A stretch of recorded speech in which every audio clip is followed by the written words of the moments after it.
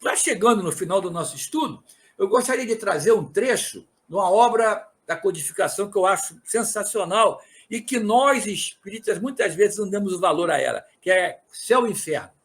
Lá na segunda parte, a segunda parte, vocês devem saber, é uma coletânea de comunicações que o Kardec separou por capítulos. Espíritos felizes, suicidas, homicidas. Né? Então, temos aqui capítulo 5 da segunda parte.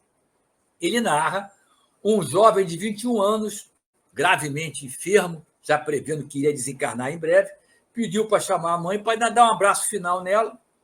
A mãe, chorando, disse: vai, meu filho, precede-me que não tardarei a seguir-te. O filho não entendeu as palavras dela, não. Está falando que vai se encontrar depois. Tudo bem. O que aconteceu? O rapaz falecendo, foram procurar a mãe pela casa inteira para ela fazer a última oração, alguma coisa assim, e encontraram, ela tinha se enforcado no segredo da casa. Havia se suicidado. O enterro dela foi junto com o enterro do filho.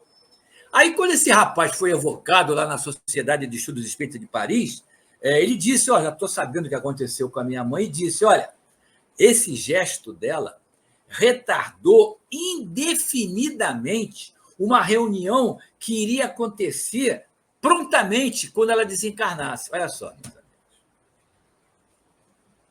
Nada fica de graça. A gente faz a escolha, né? Qual é o problema? É a consequência da escolha. Né? E ele falou uma frase final dele na comunicação: pobre e excelente mãe. A mãe era maravilhosa para ele. Não pôde suportar a prova dessa separação momentânea. Foi isso que aconteceu. Em função desse erro, ela, vocês escutaram, atrasou o reencontro deles. Meus amigos? É isso. Bom, uma outra ilustração está no livro Opúsculos, no plural. Chico Xavier recebeu naquelas cartas, lá em Pedro Leopoldo, em Uberaba, e tem uma assinada pela senhora chamada Nayá de Amorim. Olha só o que ela disse sobre esse retorno à pátria espiritual. Tanta gente me brindava com o melhor carinho e, bafejada por essas manifestações de bondade, atravessei tratamentos diversos. É o que provavelmente a maioria de nós vai passar. Devemos desencarnar ainda em dívidas com a lei de Deus, a esperança que a gente consiga, pelo menos, cumprir parte do que se comprometeu. Mas, normalmente, a gente não cumpre tudo. Né? Então, foi o caso dessa companheira que teve que passar por etapas de tratamento diversos até que ela se reencontrasse com quem? Com o Antenor, que havia sido o companheiro dela na última experiência física. Ela disse para a carta é endereçada às filhas que estão encarnadas. Queridas filhas, cheguei a pensar que éramos noivos outra vez. Olha só como foi importante o reencontro deles. E foi com lágrimas de alegria que agradeci a Deus por todas as estradas que atravessamos no mundo. Meus amigos, é uma certeza que devemos ter. O primeiro verbo que devemos utilizar diariamente, ao acordar, ao dormir, qual é? Agradecer a Deus. Agradecer a chance da nova experiência física que Ele nos deu. Agradecer a intuição que temos para tentar não errar novamente. Agradecer o ambiente que fomos colocados, a família que fomos colocados. Agradecer as dificuldades que aparecem, porque nós ainda, na maior parte das vezes, precisamos levar lambadas da vida para nos acertarmos no trilho que nos leva ao progresso espiritual. Então, sempre, como disse Paulo de Tarso, dai graça sempre, dai graça e sempre. Perfeito. Paulo é um exemplo para todos nós. Né? Então, agradecendo a atenção de vocês, agradecendo a oportunidade de trabalho que tivemos aqui na TV Chico Xavier, agradecendo ao nosso companheiro Vanzito. Só para relembrar, já falamos durante a conversa de hoje, né? A resposta à pergunta foi dada, inclusive até como um spoiler antes da hora. Sempre somos nós os autores do nosso roteiro. Ninguém vai escrever o roteiro para a gente, meus amigos. São as nossas escolhas que irão direcionar nossa caminhada. Porque, como eu já disse há pouco aqui, escolha gera o quê? Consequência. Escolha a direção aos exemplos de Jesus, a consequência é boa. Mas quando é contrária aos exemplos de Jesus, a gente vai amargar dificuldades. Pode não ser na hora, mas mais adiante, como eu gosto de dizer, o boleto chega. A verdadeira afeição, meus amigos, nada tem de carnal.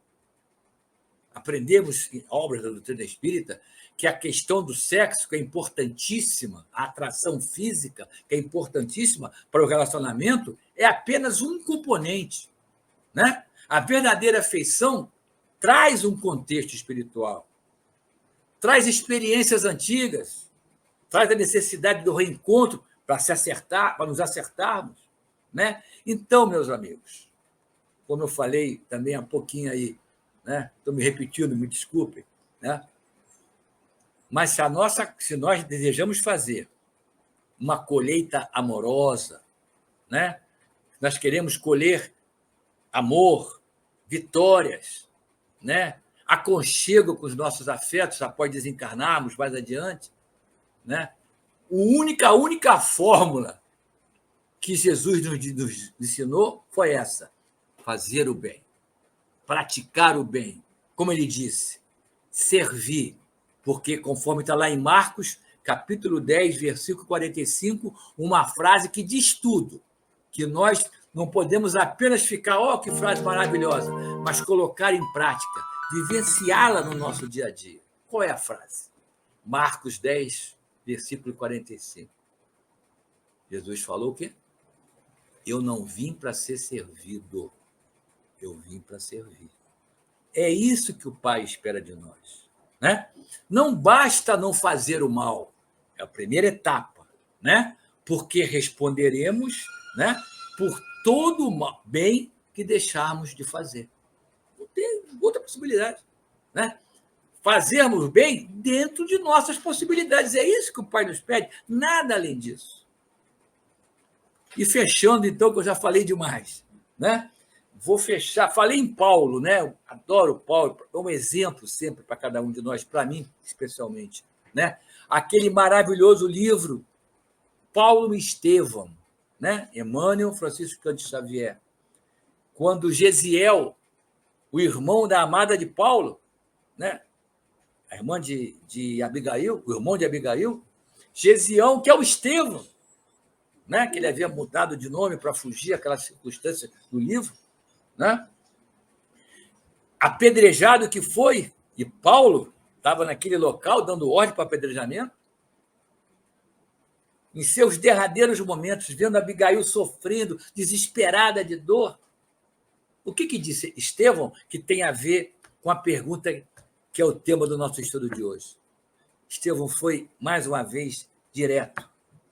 A morte não separa aqueles que amam.